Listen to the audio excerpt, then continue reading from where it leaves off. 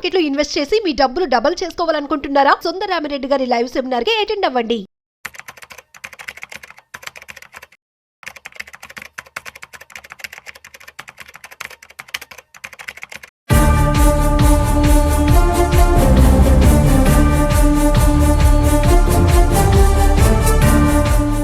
Hi, hello, namaste. Welcome to Business Buzz with Rajiv Pasupuleti on Suman TV.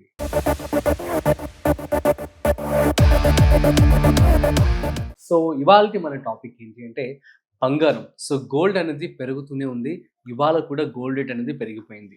So ఎందుకు gold పెరుగుతుంది, ఇంకా పెరుగుతుందా, మరి ఎవరైనా ఇన్వెస్ట్మెంట్ చేయాలనుకుంటే ఇన్వెస్ట్మెంట్ చేయొచ్చా, చేయకూడదా, ఇప్పుడు కొంచెం ఆగి చేయాలా, సో ఫెస్టివల్ సీజన్ కారణంగా పెరుగుతుందా ఏంటి, ఈ విషయాలన్నీ కూడా మనం తెలుసుకోబోతున్నాం. సో వీడియోని మిస్ అవ్వకుండా ఎండ్ వరకు చూసేయండి. అయితే వీటి గురించి మనతో చెప్పడానికి మనతో ఉన్నారు so mutual funds distributor Gandra Srinivas గారు. సో వారి మాటలోనే అడిగి తెలుసుకుందాం. హాయ్ సార్, నమస్తే. Good morning. గుడ్ మార్నింగ్, ఎలా ఉన్నారు? గుడ్. సో బంగారం అందరం ఎత్తుకు ఎదిగిపోతుందని చెప్పి అనుకోవచ్చు. సో ఏంటి sir sudden hike? Global uncertainty role చేస్తుంది. ముఖ్యంగా ఈ 2 days బ్యాక్ H1 మీద ట్రంప్ చేసిన వ్యతిరేకత పరిణామాల వల్లనే పెరిగింది. మీకు ఇంత ముందు కూడా ప్రీవియస్ వీడియో చెప్పాను, ట్రంప్ కనుక నెగిటివ్గా మాట్లాడితే పక్క గోల్డ్ పెరుగుతుంది. ఎందుకంటే ఇన్వెస్ట్మెంట్ ఆప్షన్ ఇది ఒకటే కనబడుతుంది, గోల్డ్. ఇంకో ఆప్షన్ ఏముండదు. సో వాళ్ళు బ్యాంకులో ఫిక్స్డ్ చేయరు, షేర్ మార్కెట్ ఇన్వెస్ట్ చేయరు. ఈవెన్ బిగ్ ఇన్వెస్టర్స్ కూడా stock market not good. So uncertain ఉన్నప్పుడు డెఫినెట్లీ గోల్డ్ మీద ఇన్వెస్ట్ చేస్తారు. అదే కోవలో ఇవాళ పెరగడం జరిగింది. ఐ థింక్ 0.6% పెరిగింది గోల్డ్. సిల్వర్ అయితే 1.5 అలా పెరిగినట్టుంది approximately just half an hour back. So నేను చెప్పడం కాదు, గోల్డ్ పెరగడం అనేది జెఫ్రీస్ అని ఒక అమెరికన్ ఇన్వెస్ట్మెంట్ ఫర్మ్. జెఫ్రీస్ ఇది చాలా ఫేమస్. అంటే వీళ్ళు కనుక దేనికైనా బుల్లిష్లో ఉన్నారు అనుకోండి, ఒక స్టాక్ మీద రికమెండ్ చేశారు అనుకోండి, ఆ స్టాక్ పక్కా పెరుగుతుంది. ఇన్వెస్టర్స్ ప్రతిరోజు చాలామంది ఎవరైనా స్టాక్ పర్చేజ్ చేయాలన్నా ఏంటంటే జెఫ్రీస్ యొక్క వాళ్ళ ఒపీనియన్ తీసుకొని వాళ్ళ యొక్క రికమెండ్ తీసుకొని ఇన్వెస్ట్ చేస్తుంటారు.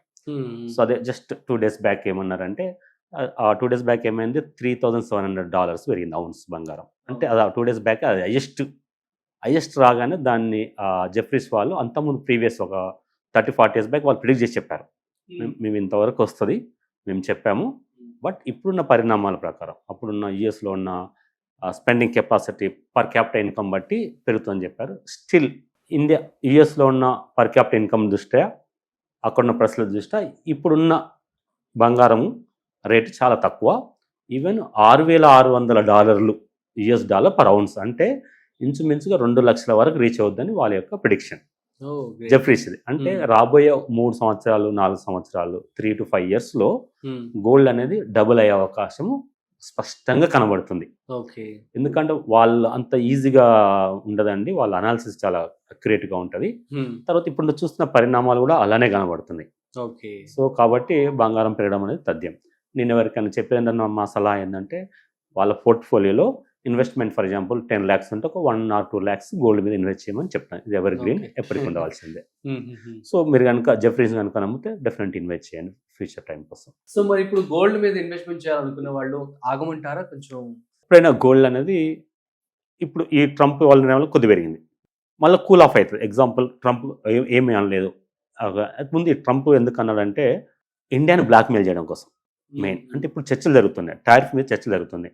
సో మేము కనుక చెప్పినట్టు వినకపోతే ఎలా ఉంటుందో అని టెస్టింగ్ కోసమే H1 మీద $1,000 అని పెట్టారు. సో ఏమైంది అంటే, ఒక $4,500 H1 ఫీజు ఆటోమేటిక్గా 25 times పెరిగింది. సో పబ్లిక్, ఎందుకంటే H1 మన వీసాలే, యుఎస్లో ఉన్న 72% H1 వీసాలు మనయే. సో మన పీపుల్ అంత టాలెంటెడ్, మనమే దాన్ని తీసుకుంటున్నాం. యూఎస్ కూడా థ్యాంక్స్ చెప్పాలి, అంత పర్సెంట్ మనకి ఇచ్చింది. ఆ తర్వాత ఎక్కడో ఉంటుంది చైనా 12%, H1 వీసా మనమే తీసుకుంటున్నాం. సో మేము కనుక మేము చెప్పినట్టు వినకపోతే మీ పరిణామం అలా ఉంటుంది అని జస్ట్ టెస్ట్ చేశారు. ఆ 10 hours పాపం ఇండియాకి వచ్చి పూజలకు పండుగ కోసం వచ్చి నాన్న హైరాణ పడ్డారు. తిరిగి వెళ్ళాల్సిన పరిస్థితి ఏర్పడింది. ఫ్లైట్గా బుక్ చేసుకుని వెళ్ళాలి. బట్ 10 hours తర్వాత తూచని చెప్పేసి మళ్ళీ అగైన్ మార్చినాడు. అంటే బ్లాక్మెయిల్ చేస్తారు, అంటే భయపెట్టిస్తారు. అంటే వాళ్ళ ఎకానమీ, అంటే ప్రపంచంలో అత్యధిక అప్పులున్న దేశం అమెరికానే. సో వాళ్ళ అప్పులను తీసుకోవడం కోసం, గాడిని పెట్టడం కోసము ట్రంప్ స్పష్టంగా ఉన్నాడు. ఆయన యొక్క ఎలక్షన్ మేనిఫెస్టో అది, అమెరికా మేక్ అగైన్ గ్రేట్ అన్న స్లోగన్ విధానంలో వెళ్తున్నాడు. సో బ్లాక్మెయిల్ చేస్తాడు పక్క. సో ప్రపంచంలో ఏ దేశాన్ని బ్లాక్మెయిల్ చేసినా లాభం ఉండదు. ఒక్క ఇండియన్ బ్లాక్మెయిల్ చేస్తే వాళ్ళకి లాభం. ఎందుకంటే మోస్ట్ ఆఫ్ ద పీపుల్ అక్కడే ఉన్నారు కాబట్టి. ఎందుకంటే చైనాను బ్లాక్మెయిల్ చేస్తే వాళ్ళకి నష్టం, చైనా వినదు. ఇక వినేది ఏంది, మిగతా దేశం బ్లాక్మెయిల్ చేస్తే నో యూస్. బట్ ఇండియాని కనుక బ్లాక్మెయిల్ చేస్తే ఆర్థిక పరంగా వాళ్ళకు లాభం ఉంటుంది అనే ఉద్దేశంతో మెయిన్ చేయడం జరుగుతుంది. For example agri products, US యొక్క అగ్రి ప్రొడక్ట్స్ ఇండియాకి రావాలని వాళ్ళు అనుకుంటున్నారు, ఎందుకంటే మన కన్జంప్షన్ ఎక్కువ కాబట్టి. బట్ మన ఇండియా ఏమంటుంది, యుఎస్ అగ్రి ప్రొడక్ట్స్ ఇక్కడికి వస్తే ఇక్కడున్న సన్నకారు రైతులు, పాడి ఇండస్ట్రీ వాళ్ళందరూ నష్టపోతారు. ఇక్కడున్న ప్రజల దృష్ట్యా మోదీ వద్దంటున్నాడు, వాళ్ళకి అక్కడి ఇక్కడికి వస్తే లాభం వాళ్ళ యొక్క. బట్ అది జెనెటిక్ పరంగా, ఆ హెల్త్ పరంగా బాగుండన్న మెయిన్ ఉద్దేశంతో మన సెంట్రల్ గవర్నమెంట్ రిజెక్ట్ చేస్తుంది. సో వాళ్ళకి కావాలి, సో వాళ్ళకు అంటే ఎక్స్పోర్ట్ డిఫెన్స్ వాళ్ళకి తేడా ఉంటుంది కాబట్టి ఆ ఉద్దేశంతో అమెరికా వాళ్ళు మనకి ఇలా ఇబ్బంది పెడతారు. ఇంకా ఫ్యూచర్లో కూడా ఇలా ఉండొచ్చు, ఎందుకంటే మనం టాప్ 3rd 4th ఎకానమీ దిశగా ప్రయాణిస్తున్నాం. సో మన ముందున్న టార్గెట్ ఎవరు, అమెరికా, చైనా. సో ఎప్పుడు ఈ 3 దేశాలు, ఇప్పుడు ఒక క్లాస్లో 3 ఉన్నారు అనుకోండి, ఫస్ట్ ర్యాంక్, సెకండ్, ఈ 3rd ర్యాంక్ మధ్యలో ఎప్పుడు వార్ ఉంటుంది. సో ఫిజికల్ వార్ ఉండదు, బట్ ఇట్లా టారిఫ్ వార్ అని ఈ విధంగా బ్లాక్మెయిల్ చేయడము, ఎక్స్పోర్ట్ ఇంపోర్ట్ కూడా ఆపడము. అంతెందుకు చైనా మనకు కూడా యూరియా ఎక్స్పోర్ట్ని ఆపేసింది.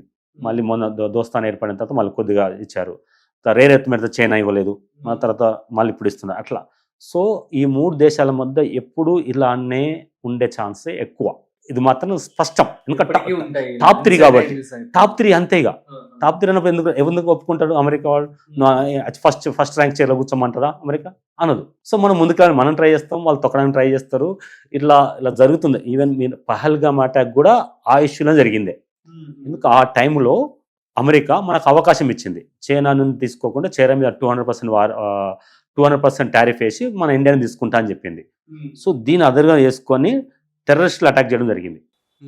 అంటే ఇక ఇండియా డెవలప్ అవుతుంది, ఎక్కువ ఎక్స్పోర్ట్ అమెరికా చేస్తుంది అన్న ఆ కరెక్ట్ టైం చూసి, అసలు ఆ రోజు తెల్లవారితే ఇండియా స్టాక్ మార్కెట్ బాగా పెరగాలి. మోకా చూసి, అంటే టెర్రరిస్టులు వాళ్ళు ఎడ్యుకేట్ ఉంటారు బాగా, వాళ్ళు దాని ఇన్వెస్టర్స్, సైంటిస్టులు అందరూ ఉంటారు. కరెక్ట్ టైం చూసి అటాక్ చేశారు, కరెక్ట్ టైం. ఆ అటాక్ చేసి మనకి ఏమనిపిస్తుంది అంటే, అసలు చైనా చెప్పించిందా? ఎందుకంటే లబ్ధి పొందే చైనానే. అప్పుడు ఎందుకంటే మ్యానుఫ్యాక్చరింగ్ ఇండియాకి రావు, చైనా ఇప్పించిన ఆలోచన ఉంటుంది. సో ఇంత రాజకీయం ఉంటుంది, ఇంత పాలిటిక్స్ ఉంటాయండి డెఫినెట్లీ. సో ఈ 3 దేశాలు ఎప్పుడు ముందుండే అవకాశం ఉంటుంది. ఇక్కడ ఉన్న ఇండియన్ యొక్క పాపులేషన్ యొక్క పాత్ర, మన సాఫ్ట్వేర్ ఇంజనీర్స్, మనందరి పాత్ర ఉంది. మన దేశాన్ని ముందుకు వెళ్ళవలసి అందరం కూడా ప్రౌడ్గా ఫీల్ కావాలి. సో మరి గోల్డ్ కొనే వాళ్ళు కొంచెం ఆగమంటారా, లేకపోతే ఫిజికల్ ఇప్పుడు దసరాకు ఉంది, వాళ్ళు పూజకు ఉంది అంటే కొనేసుకోండి, డబ్బులు ఉన్నాయి. ఇన్వెస్ట్మెంట్ వైజ్ అయితే కొద్ది కొనమండి. సిప్ సిస్టమ్, అగైన్ మ్యూచువల్ ఫండ్స్లోనే, గోల్డ్ ఫండ్లో ఇన్వెస్ట్మెంట్ చెప్తాను. Thank you so much. So guys, మీ అందరికీ అర్థమైంది కదా మరి బంగారం అనేది ఎందుకు పెరుగుతుంది ఏంటి అంటే, అన్సర్టైనిటీస్. సో వీటన్నిటి కారణంగానే గోల్డ్ అనేది ఇలా హైక్ అవుతుంది. సో ఇంకా కూడా అయ్యే అవకాశం అయితే ఉంటుందని చెప్పి కూడా నిపుణులు చెప్తూ ఉన్నారు, అండ్ శ్రీనివాస్ కూడా అదే చెప్తూ ఉన్నారు. సో దీనికి సంబంధించి మీరు కనుక కొనుక్కోవాలి అనుకుంటున్నట్లయితే, సో ఇప్పటికి స్పెషల్గా ఫెస్టివల్ కాబట్టి సో మీరు కొనుక్కోవాలనుకుంటే కొంచెం కొనుక్కోండి, కాకపోతే మీరు ఇన్వెస్ట్మెంట్ వైజ్ అయితే కనుక కొంచెమే కొనుక్కోండి అని చెప్పి క్లియర్గా చెప్పడం జరుగుతుంది. So that's it. సో మరొక ఇంట్రెస్టింగ్ కామెంట్తో మళ్ళీ కలుద్దాం. అంతవరకు చూస్తూనే ఉండండి Suman TV. This is Rajiv signing off. Video నచ్చినట్లయితే like, share and subscribe. Thanks for watching.